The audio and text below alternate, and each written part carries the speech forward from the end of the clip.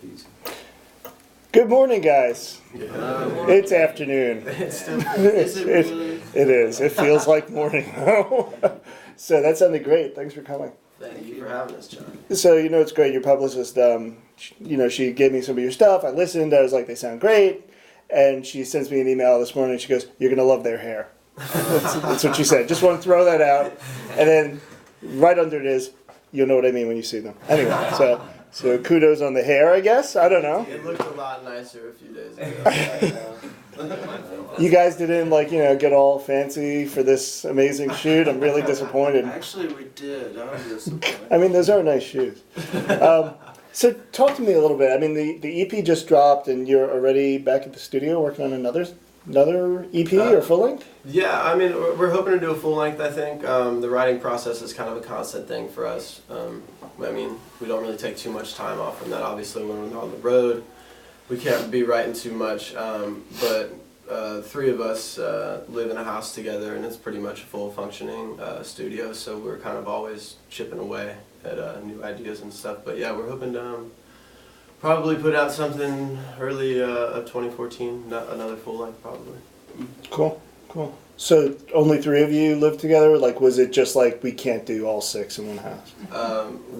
We could do all six probably. I'm not sure if we want to quite yet. You guys should rent. You should just do like this experiment where you rent like a studio apartment and all six of you live in it. I think we feel pretty crammed in the house we're in as it is. I'm not sure we want to add three. A few of us have girlfriends too, so it might not fly. Might get awkward for some people. But I mean, unless you're into that. Anyway, so you guys just finished up CMJ, which I always call a delightful clusterfuck. So tell me how that went.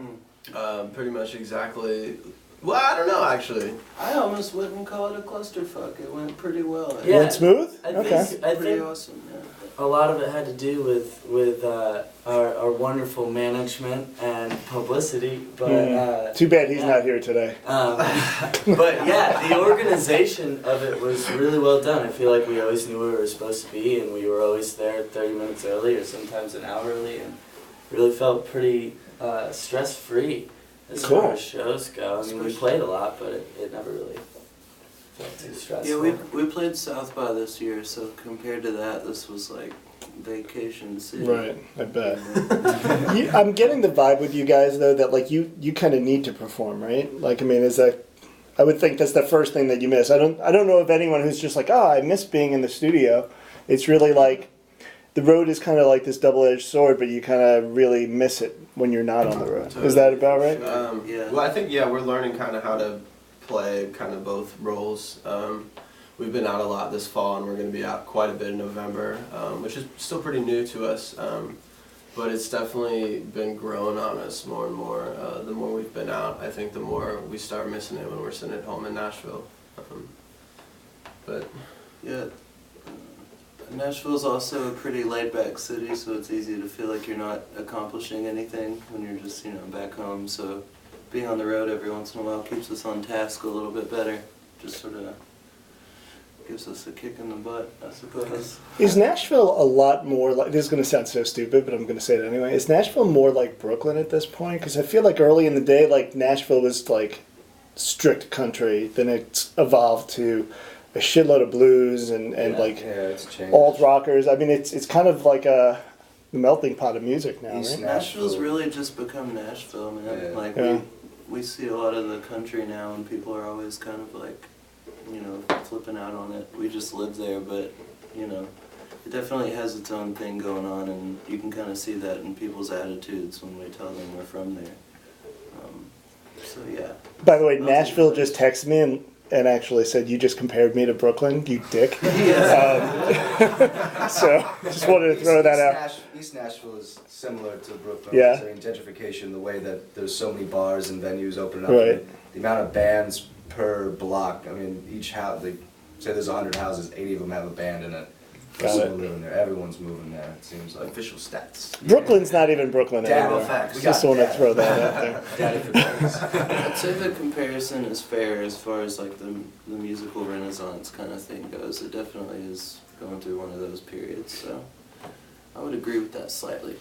But yeah. What's the new? I mean, it's weird for me to ask you about what the next record's going to sound like when you just kind of dropped this last one. But what can you tell me about the next EP or full length versus this one that you just released? Yeah, I think the EP is a pretty good kind of little look into. It's kind of bridging kind of the older sound of our first record that we did and kind of this newer stuff we're going through.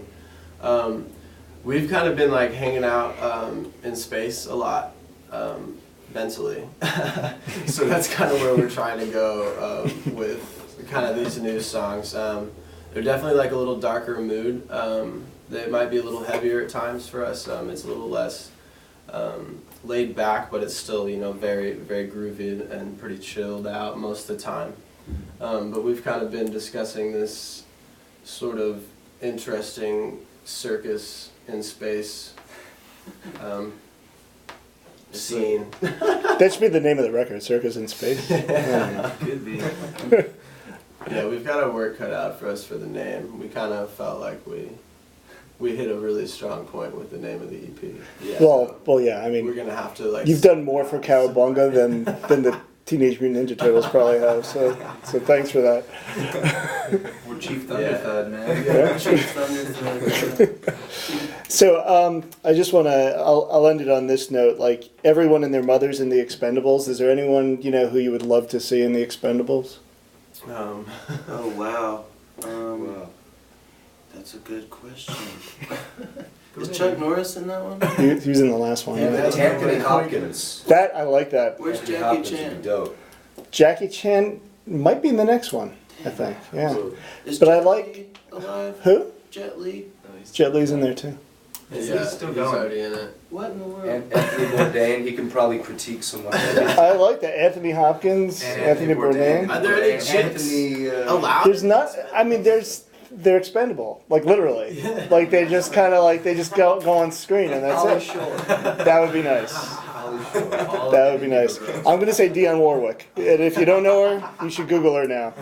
So, well, the CGI Golden Girls, is that what you said? Oh, the Indigo Girls. The Indigo- Oh, let's. Pretty well in there. They can probably kick some ass. Yeah. They could. But it'll be like beautiful as they're doing Right. it. So, Glorious. all right. Well, thanks guys. Thanks for coming by. Thanks, John. Thank Thank you. you. Hey, son. Nice hair, I guess. Very good.